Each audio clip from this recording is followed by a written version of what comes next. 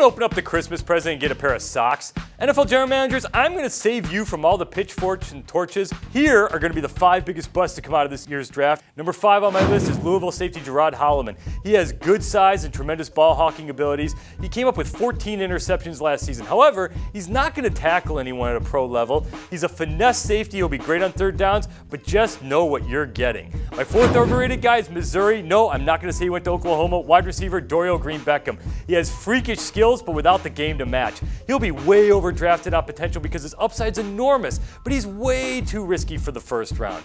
Number 3 is Scherff out of Iowa, who's projected by some to be the first offensive lineman off the board and a possible top 10 overall pick. But there's one problem. He's a guard at the next level, and he's not a tackle like many think he is. The stuff that worked for him in college is not going to fly in the pros. He's a great athlete, but he's a second-round talent. He's not a franchise cornerstone tackle. Number 2, Oregon's Armstead. What is he? Is he an underpowered tackle, or is he a big 3-4 end? I'm not a big fan of those guys who are supposed to get to the NFL and all of a sudden become better than they were in college. Armstead was okay, but he was hardly special, disappearing way too often. He'll be a top 20 pick, but that's totally and completely based on potential. And finally, my number 1 overrated player, Randy Gregory, defensive end, Nebraska. There just seems like there's something missing, and it doesn't have anything to do with the failed drug test at the Combine or dogging Louisiana on Twitter. He got beaten up way too much in Big Ten play and disappeared way too often.